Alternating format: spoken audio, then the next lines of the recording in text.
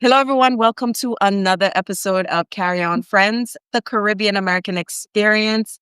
And I'm excited to have this person on the podcast because I'm going to try to pronounce our name. And the name Stush, it's Majella, right? Yes, I it's got it Majella. right? Yes. Tell you. It's a pretty name, No but we have to pressure. make sure that we, you know, learn to pronounce the name properly. But Appreciate it. welcome to the podcast, Majella. How are Thank you? you. I'm good. I'm good. All right. So, why don't you tell our community of friends a little bit about who you are, Caribbean country you represent, and the work that you do? So I'm representing Grenada. I am very, small but mighty island. My mother's from Guam. My father's from Prosciu. So it's like true and true. I'm, Grenadian, and the work I do is it has layers to it.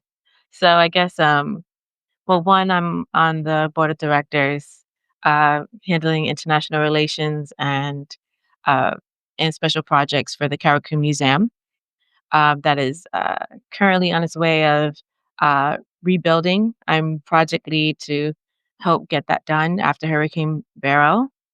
Um, and then I'm also on the founding board of directors for Ika House Collective, which is kind of a focus on sustainable co-living in urban spaces or urban cities.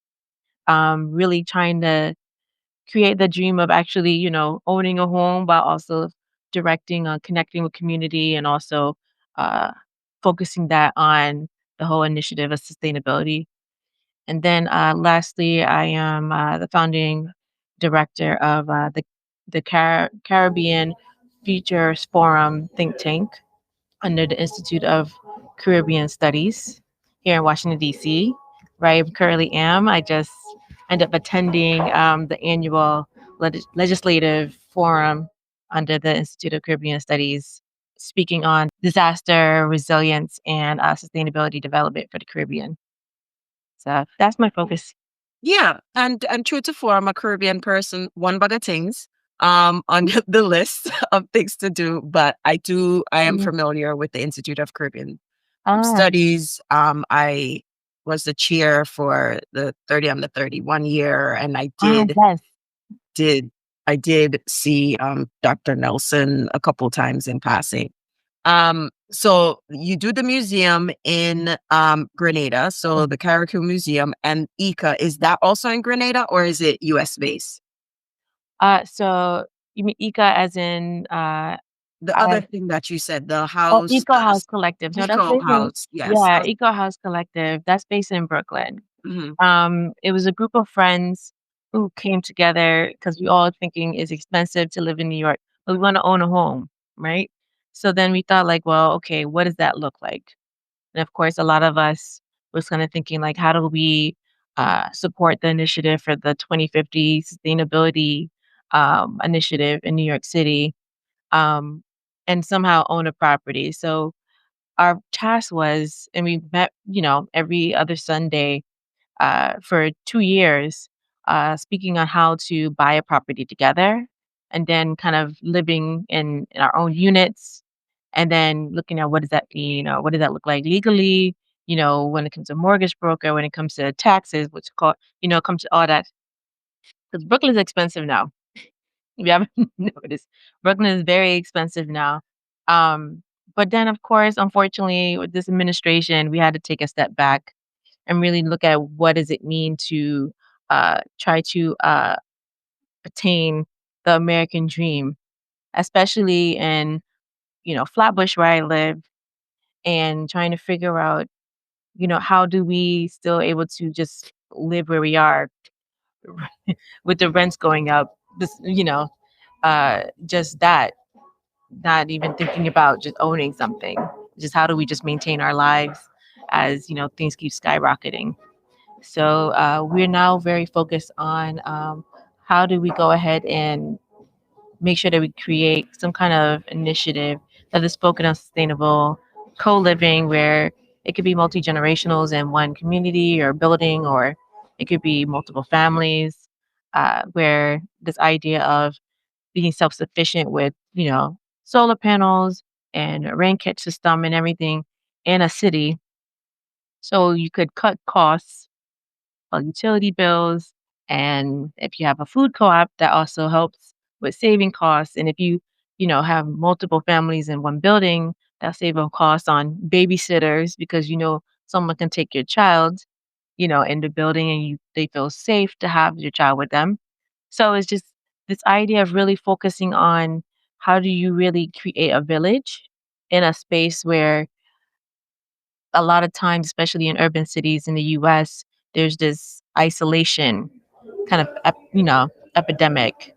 That's really what we were doing twofolds for that. It's so interesting that you're having this conversation, and I also see the through line with the work that you're doing. I'm in the middle of reading Paul Marshall's, I don't know if it's pronounced Paul or Polly, but it's Paul Marshall. She's of Barbadian heritage.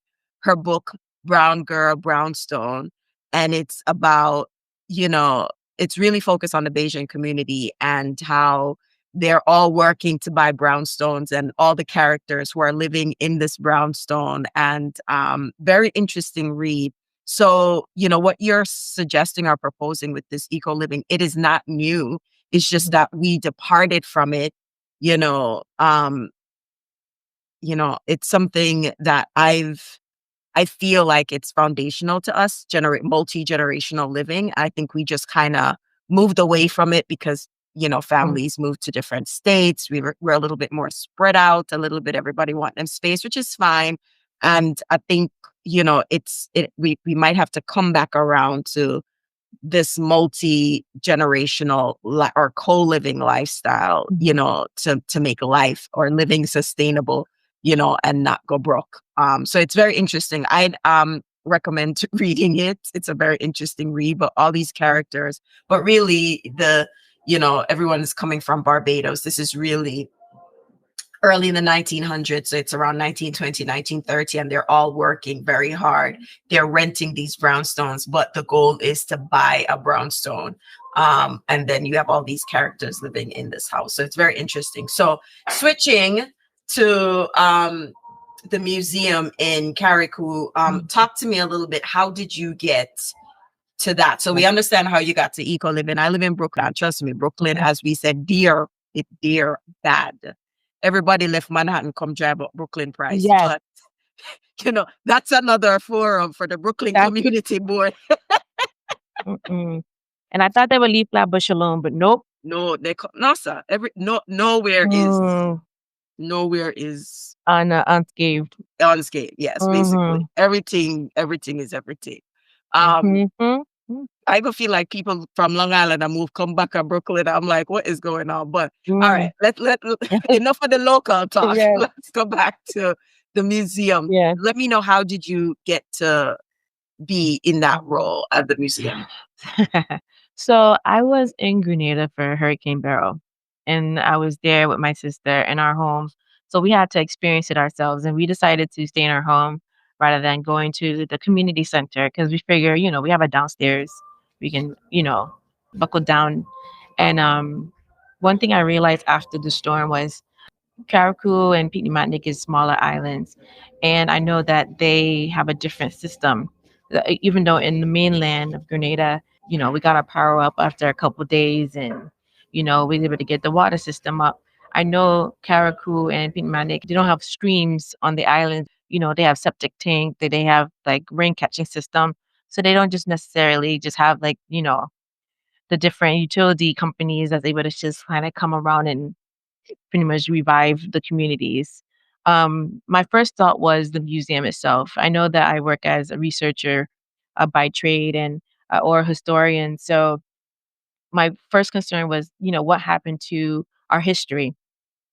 And so I went and saw the museum itself and saw the whole top floor was gone. It was really devastating to see how just within a couple hours, you can see the history of Grenada and specifically the kayak people completely disappear with one storm. So what I did was I thought I just sent some emails out. I sent emails out to the Museum Association of the Caribbean. I sent emails to other organizations just saying hi, just letting you know after the hurricane. the Carriacou Museum is definitely going to need assistance.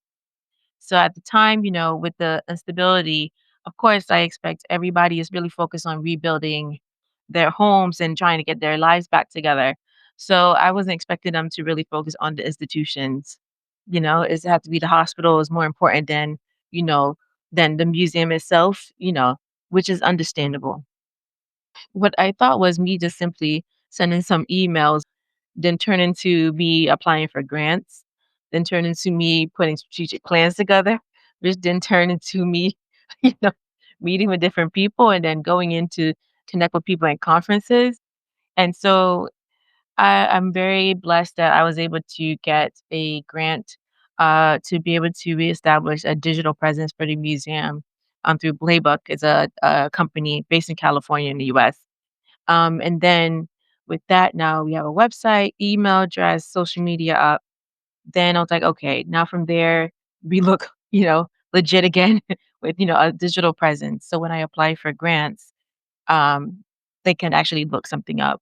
So then I'm very grateful where somehow the massive amount of emails and me pyonging people actually led to some grapevine. Someone said, oh, your email was forwarded to so and so and so and so, and got back to me and connected me with an organization called the Culture Emergency Response.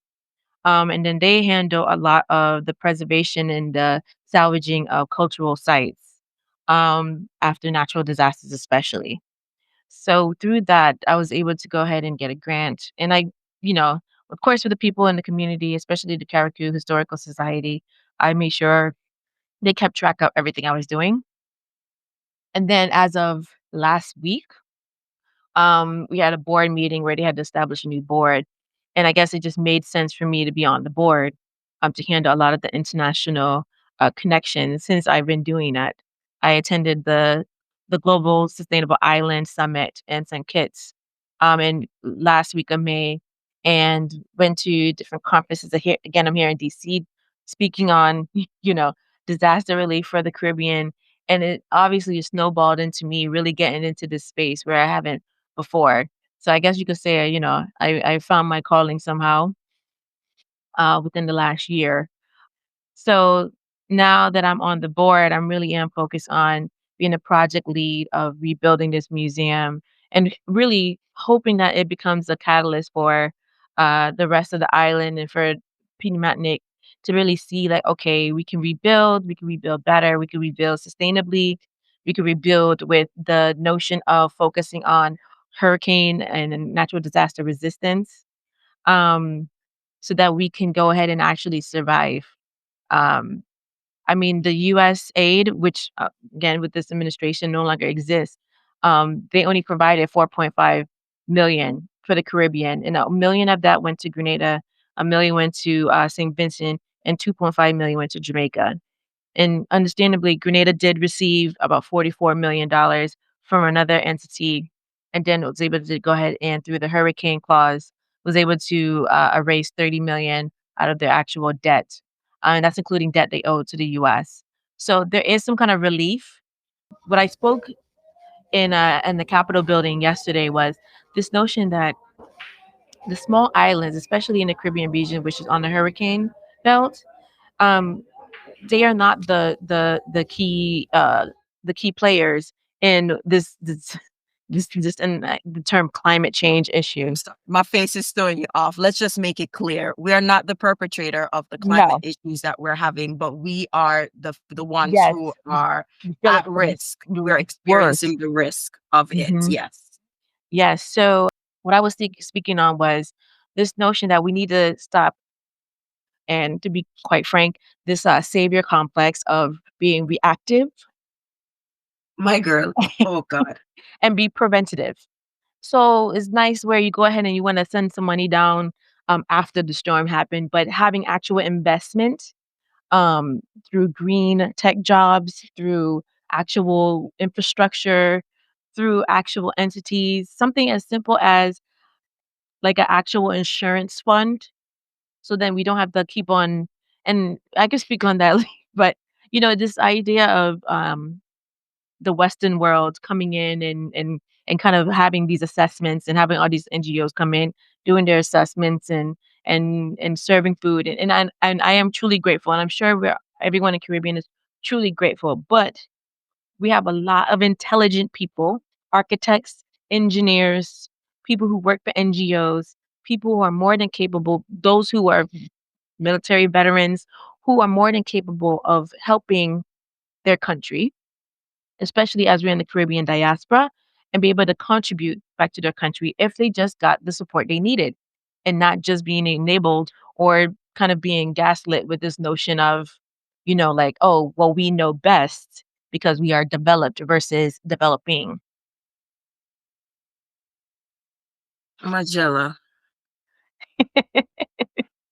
Girl. I mean, where do I begin? Mhm. Because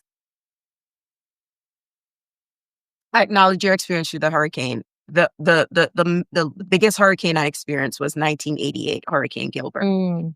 And last year I recorded an episode, but I had to edit it because I got some information. At the time, I didn't know this existed. So last year during Beryl, it's the thing that annoys me. Let me just take a step back because I can't even gather my thoughts the way I'm excited. It's the thing that annoys me every time a hurricane happens in the Caribbean. As a people, as a diaspora, we are very reactive. And about 3 billion people that's collecting money. And there is no insight. I just feel like there's a little bit more organization that needs to happen around the collection of the money and where it's going. It is not a disrespect to all of the people doing an effort. It's what we do. You're going to action mode, but we need to put some structure and organization behind the momentum and the volume of people we have. And it was frustrating last year because I saw it. And what people don't see is there are other people, you have people who are engaging and say, yes, they're giving.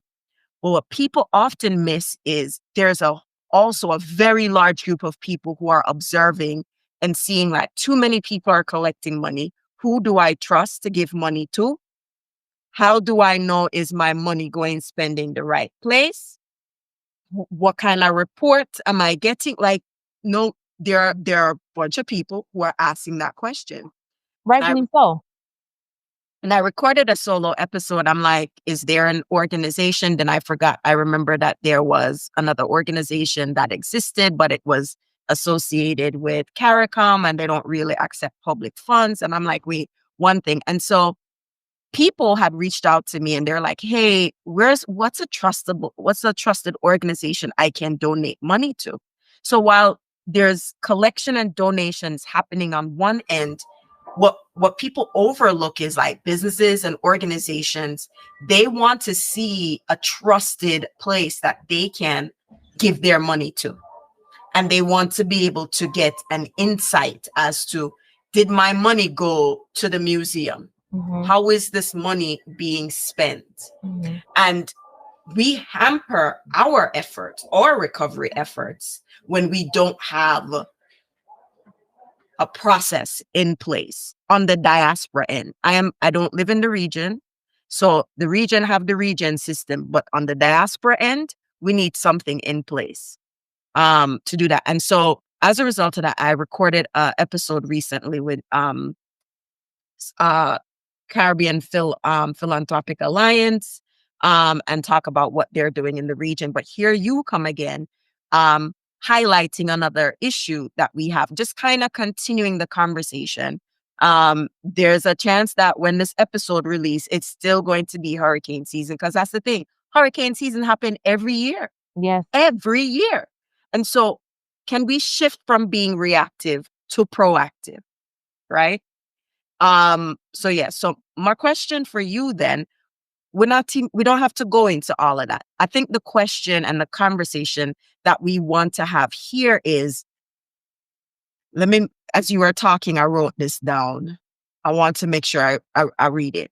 When cultural artifacts lives in buildings, right? What happens emotionally, psychologically when they are destroyed by natural disasters? Because this is something we don't talk about. Yeah. Um, so it's quite unfortunate where there has been a bit of destruction. And by all means, when you don't have the infrastructure in place, if you don't have funding that's, and a bit of a cushion, it's hard to be able to make sure that you have the proper equipment, the proper skilled staff, etc., to be able to maintain this. And I'm talking about, it's not even just statues or, maybe some arrowheads that has been collected on the land itself. I'm talking about people who donated their diaries that was from their great grandparents. Talking about photographs that people have taken from the 1930s, where it is not properly stored because, again, the resources weren't there.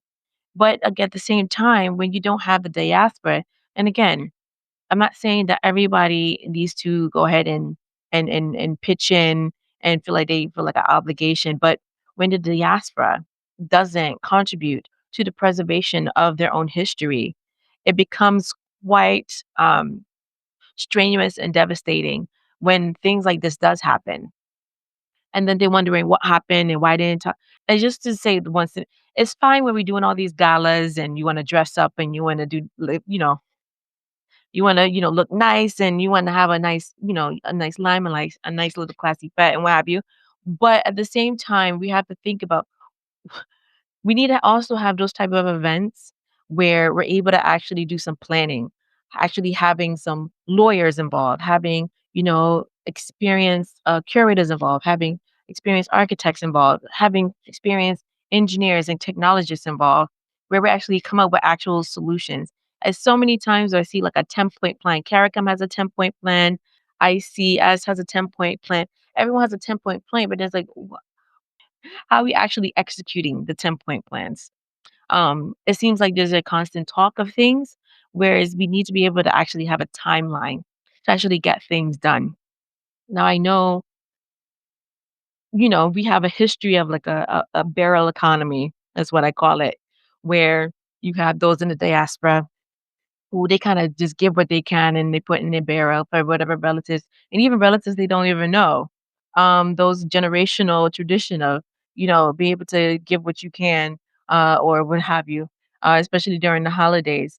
But I think, as a collective, we need to, especially as these small islands are seeing a lot more of the impact, not only by natural disasters, but by political turmoil, by this notion of reparations, as we keep on talking about it and talking about it, as we thinking about, the younger generations who they can't find work on the island. So of course, after they finish school, they're going back, Canada and UK and US, and they don't see a future on those islands. So then there's no people there, especially those who may have skill sets to be able to push this, society forward on these islands. They're not there on the islands themselves, and then they don't see a future there, so therefore they're not gonna contribute. So it's really a challenge as we see the museum itself and how a lot of times it's very challenging to maintain them. But the reason why it's hard to maintain them is because the funding is not there. It's because you have those who do have skill sets who are not willing to go back to their home country to actually do the work to maintain these institutions. So, yes, go ahead. I have one better for you. Mm, Funding cannot be there if people aren't aware that they are there. that's yes. Because I don't know if you know this, but I also produce Strictly Facts, a guide to Caribbean history with Alexandria Miller.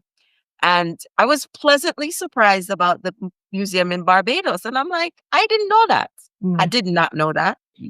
I didn't know about this museum in Carriacou. So one, there needs to be awareness, not just from a tourism standpoint, but a diaspora standpoint, right? We are returning visitors, we're returning, citizens, right? And they should, you know, a lot of times people say, you go back to Jamaica. I say, I have not discovered every crevice and corner of Jamaica. So I can go to Jamaica every year and go someplace different. mhm, And I'm okay with that. And I think, you know, as a as an awareness, some people just don't even know that this exists. So let's step back and talk about the museum before the hurricane. mhm. What was the most popular thing in the museum? What was the museum, housing in terms of, Grenada, Carriacou's history Mm, and all of that. So let's take a step back there because this is an opportunity to tell people about the museum, how long it's been around, right? mhm. Because somebody might say, "Box me." Never know say it was here, you know? So let's talk Yeah. about the museum in that way. So the museum has been around since the 1970s, and in this current building, it's been around since the 1980s. Now, again, because of is the few people who's been trying to maintain it, you have to understand that a lot of the displays and a lot of the different, makeup of the museum is not your MoMA in the US. It's not your, Smithsonian here in DC. Yeah. So it really is kind of they're working with what they got. Yeah. You have Miss Clemencia Alexander. She's been with the museum as a curator for 50 years. January makes 50 years. And one of the discussions I've had, which is a painful discussion, I know our elders are very stuck in their ways and they're comfortable and they want to, they do their job and they like, they like to handle things. But discussing a secession plan is even a bit of a challenge. And then understand that with a lot of the organizations and institutions that's in the Caribbean, where secession is quite It's not just challenging. in the Caribbean, it's in the community, Mm, diaspora included. So let's just, mm. get mhm. Yeah, there's a generational disconnect of what and I spoke about this on many occasions. Um, this notion of the elders being very comfortable where they are, and they either don't know how or they're just not willing to because they're very comfortable to pass the baton. So it's it's become a bit of a frustrating battle when we have this notion of like, so where's these institutions going to be in 50 years? Especially if you can't engage the young people to even just go into these institutions. So even though yes, the museum was there before the hurricane, but to get young people to go in there was just not happening. It was just not happening. So I know that with the future of the museum, the plan is to be able to find a way to engage the youth.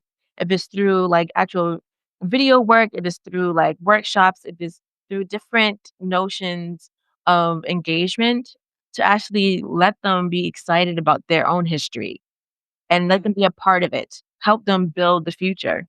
I think a participation is absolutely necessary. And I think that's one of the challenges for a lot of the museums and institutions that's in throughout the Caribbean. I've spoken to directors with the Cayman Islands and I've spoken to a few, you know what I mean? Where a lot of it was either shocked that there's young people who's willing to work or they're they just don't expect young people to even want to do it. So therefore they're not going to waste their energy even trying to engage them. But I keep on trying to remind my community and remind people, especially as I get into more and more in these conversations, is there has to be a future for these institutions.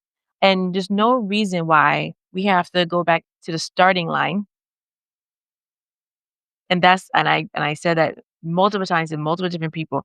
There's no reason why I think it's quite unfair to expect the younger generations to go back to the starting line because you struggle and they didn't send you to school to do XYZ or this government and not the best, infrastructure and this and that and we don't cover reparation. It's like no, like how do we make sure that you are confident and capable of passing the baton to the next generation so one, they feel a sense of participation and involvement, but also they feel confident to actually take on the tasks.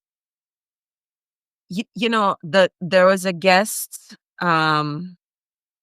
Germain, and we were talking about Louise Bennett, and he, it really works like this. He's like, she did the work. So these elders have done the work.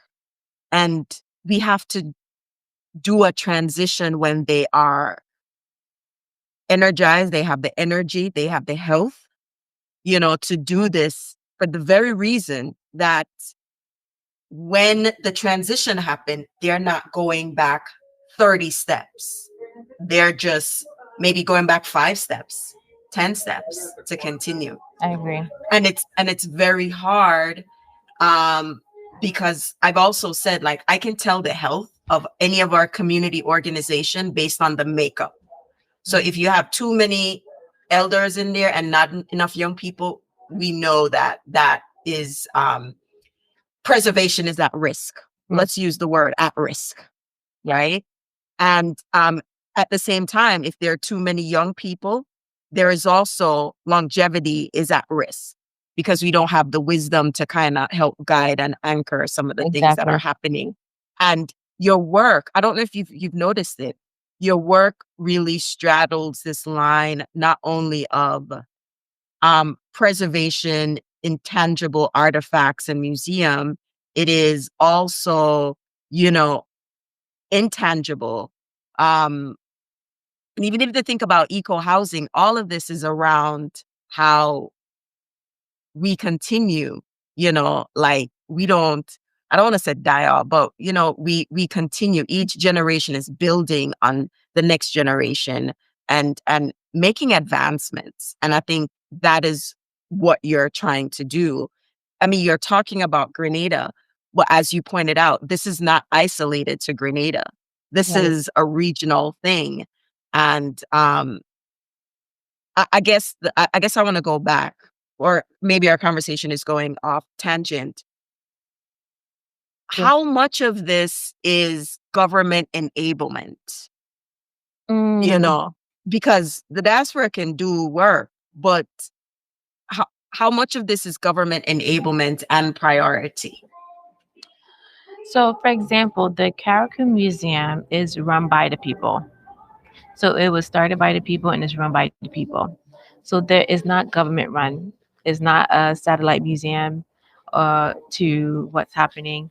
So it really is the responsibility of the community itself. And there's a lot of cases like that where it is grassroots communities that are really trying to build something within the island. Not only in the sense of just wanting to have something for the future, but it's a sense of pride, a sense of understanding of like, okay, where is the future leading us, and how do we make sure that we are at the same pace and we're catching up. I know that we have a lot of technological advances that I'm sure is just more than capable of really helping these islands improve just basic things.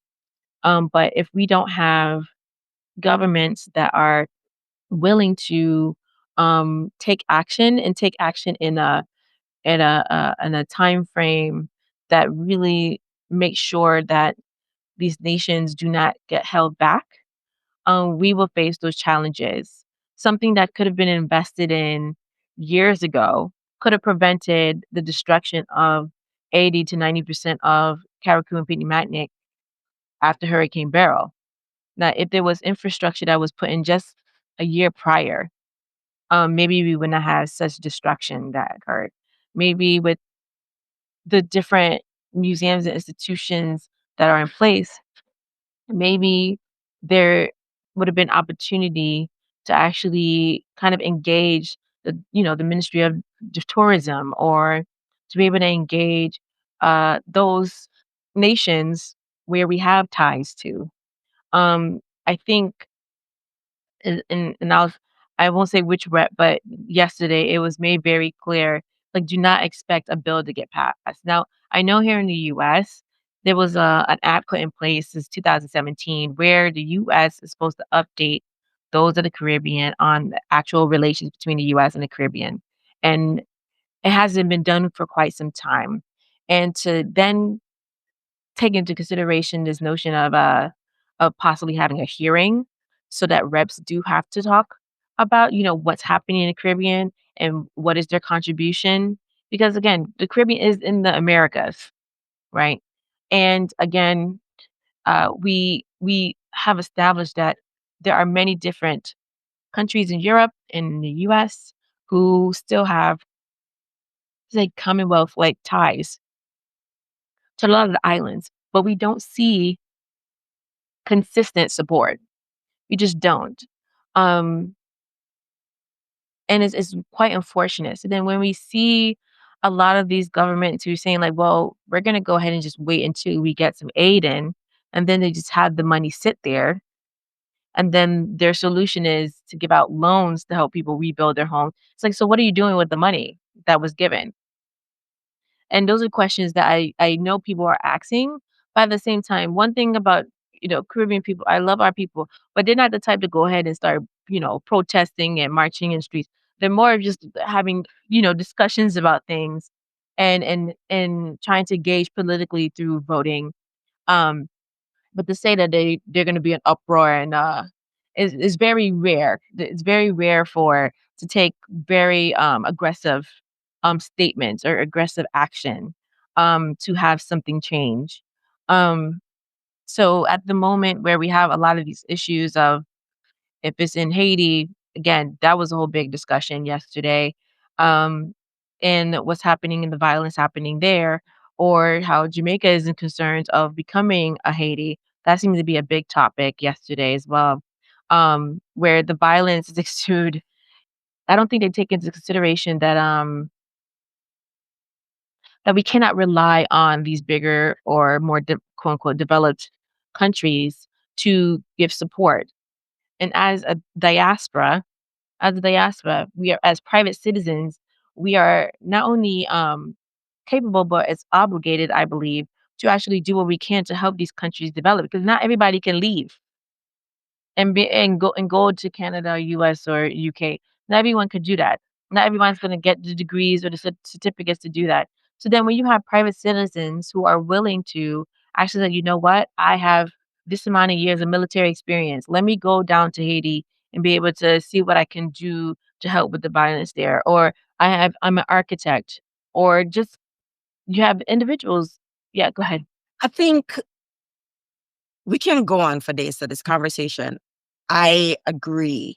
Mhm, You know, a lot of our talent, everybody's talked about brain drain, a lot of that. We, there are many who stay, there are some who go back, but there's a lot of human capital, people in the diaspora mhm, that can give back mhm, to their country, their home country or country, a heritage country, right? I still maintain that the fundamental challenge, and then we can talk more about this in the after show.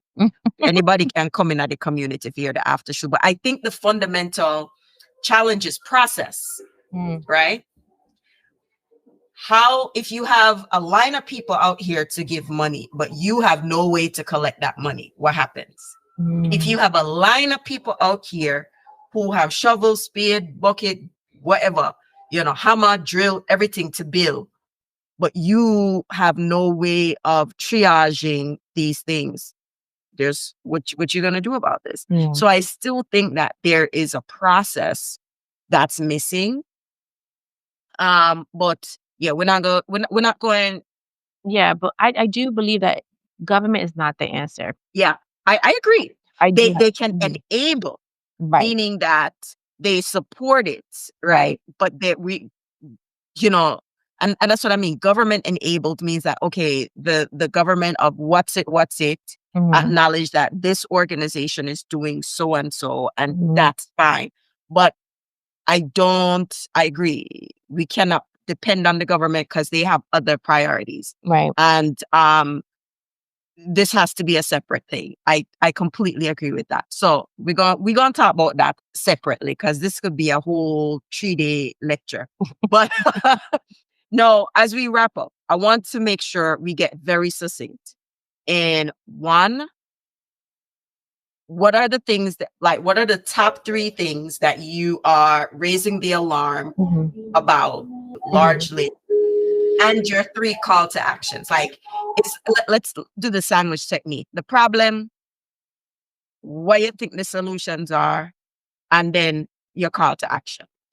So I think the problem is that there is a lack of support from the diaspora, specifically coming in to the Carriacou specifically, but the Caribbean in general. So I think one of the issues is having the actual diaspora more engaged and involved. So the three action plans is one, we need to be able to come up, and it doesn't have to be through CARICOM. It doesn't have to be through them. It's actually having an entity that can handle, for example, if every as the way that you go ahead and send money through Western Union or MoneyGram to your people in the islands. One idea that was expressed yesterday was if we was to put that same money into an actual natural disaster fund so that actual people could actually know that, God forbid, another hurricane come, there's actual fund in place of money that was already accumulated to be able to help out. Number two, having actual, not just everybody, and I get it, nonprofits and NGOs, they work, right? They work for it, they do their part. But actually having action plans where it's project based. So it's individuals with their skill sets doing one project at a time. So if it is something as simple as, for example, rebuilding a museum, having somebody who could donate the lumber, having somebody who could handle the electrical work, having somebody who said, you know what, I'll pay for the glass cases for the artifact, is actually going project to project. So if it is building a school, if it is creating actual technologies in place or donating to technologies to be able to help with the actual natural disasters, if it is everyone coming in and putting money to be able to build, the institutions that's needed, something, especially when it comes to the healthcare system, especially when it comes to this dependency on tourism. And so creating jobs when it comes to agriculture, and how do we then go back to being more self-sufficient so we don't have, because that's again a whole nother financial restraint on importing of goods, especially produce, when we have all that land to go ahead and grow on. So it's having actual projects and solving one problem at a time. And it could be just it does, and you don't have to be, some kind of scientist from Yale. It could be simple like, I know how to make fences. I know I can contribute that, right? And number three, I think education is highly necessary. Now I did push this quite often in the last year where I do feel like this the youth that is already in the Caribbean, they need the support system and they need the encouragement to be able to get the skills needed to be able to contribute to the islands. So another solution is the same way you have the Jewish community where they have every youth have to return to they have to go to Israel. Where you have in South Korea they have their own program where they go to a different they get a sponsor to bring them to the U.S.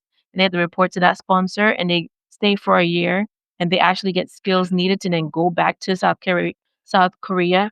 Like we need something like that in the Caribbean where we know that our youth can get the training they need.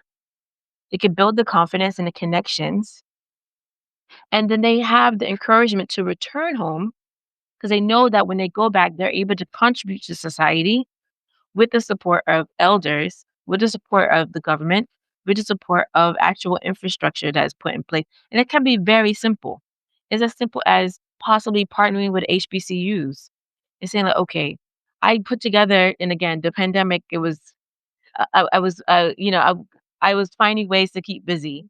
So one thing I did was I created a site called Education Diaspora.co, and I literally accumulated all of the online degree programs for all the HBCUs in the United States, and I put it on this site. And what the goal was is if and this is again before this whole administration with this whole deportation issue, is that if we were able to go ahead and connect our diaspora that's in the Caribbean and on the motherland, the continent of Africa, get them access to the online degrees from accredited universities at HBCUs, and knowing that those degrees, they don't have to come to the US to get the college degree. They can stay where they are. They just need to have access to broadband, to internet, get the college degrees they need, and know that while they're getting their college degrees, they're being to get real life, like upfront practical experience in their countries. If it's in nursing, they know they could get the practical experience in the hospitals. If it is technology, they could go ahead and get the practical experience of like, okay, somebody there right on the island is building some kind of app. You know that you could go ahead and intern right there while still getting a college degree. We need to make sure our youth is prepared, but not only prepared, but they feel that they have the support needed. So my call to action is with every with every issue that we may have, it takes one step at a time to actually resolve those issues. So actually be doing one problem after another problem and solving each one independently. Every island is different. Every island is different. I understand that. But having a group of people who's like, you know what, I'm able to go ahead and figure out the agriculture issue. I could go ahead and donate, a piece of my land so to be able to help, people learn new techniques on growing food. Or I can go ahead and contribute. I have many years of experience working for museums and art galleries. I can actually go ahead and train those locally to go ahead and run a museum, which is I'm very grateful. We have a volunteer from Puerto Rico who's going to come in and actually help with the salvaging and archiving, and it's going to train at least 5 to 6 volunteers who are local to Carriacou to actually handle, so they could feel that they have ownership of their own museum. So please go ahead. We're going to push back because we know somebody going to listen and push back Hmm. that the diaspora don't support. And I say, I know you said every country is different, but Jamaicans going to say, well, me send money all the time. I'm donate to so and so all the time. And we know those things are happening. So I want you to clarify that because it's not, I believe I understand where you are saying. It's not the remittances Hmm. that you're specifically talking about. I know in Jamaica we have a very robust old boys, old girls, old school organ network that happens. Like Yes. it's robust. It is And it's based off of the school you went to, the alumni, Jamaican. and mhm, It is robust, mhm. right? I know that. So it is not that. This is something else that Yes. you are speaking. So I just need you to clarify that because, you know, I want to make sure that your message doesn't get lost in translation Mhm. about what you mean by support. So just clarify that Yes. for What I me. mean by support is not just donating money to an organization. Is understanding or asking what is that organization doing to solve an issue. So it's one thing is like, okay, you're donating to an orphanage, you're supporting the children, but how is that organization solving the orphanage problem? Does that make sense? Like, okay, you're donating canned goods to, in a barrel, but then it's saying like, well, who is actually on the island growing food? How do we go ahead and invest in farming? So then I don't have to send canned corn. I know that we put money together, we support and invest in one farmer. They're going to go ahead and they're going to grow corn. And so now the island don't need to go ahead and get corn from elsewhere. We know that we invest in, you know, like for example, in Grenada, I've recommended this many times because Grenada is the second exporter of nutmeg after Indonesia. Now, Grenada have an issue where they export the nutmeg, but they don't make the nutmeg products. They don't like they may have a little something here that people have their little business where they're making nutmeg oil or nutmeg spray for various things. But to say that there's actual like a robust manufacturing of products, that's not there. So having a group of people, again, from different skill sets to actually say, you know what, we're gonna go ahead and invest in building a company where it's in manufacturing products from the nutmeg. And that's what we are doing. We're helping bring infrastructure manufacturing jobs. We're helping bringing, actual, self-reliance through one product, which is nutmeg, right? And that's how I'm contributing, right? Is if it's another place where, again, palm oil, coconut oil. Palm oil originated in Africa, in the Western Hemisphere of Africa.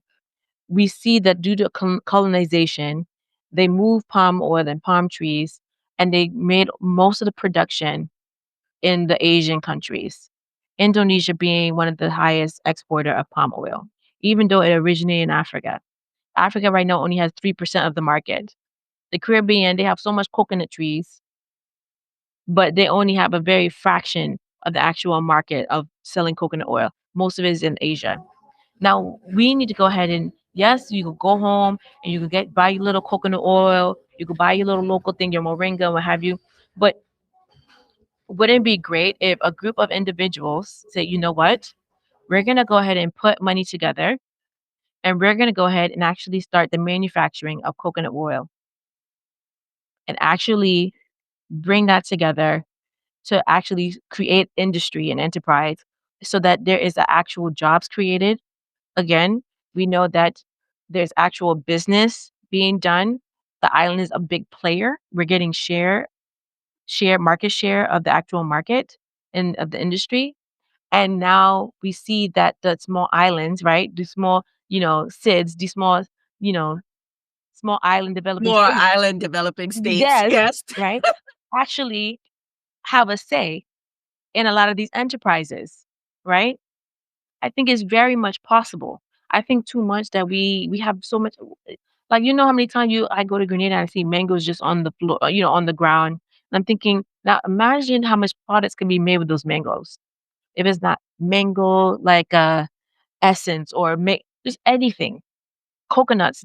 I was in Cuba and so noticed there was coconuts that was on the ground. Therefore, and I said, okay, if they have an issue of they could grow their food, but one of the issues they have is they'll spend half their monthly salary on shampoo, knowing that coconut shells, if you go ahead and actually produce and burn it properly, you can make black soap. So they can actually manufacture their own soap and their own shampoos if they actually had the skill set to do it.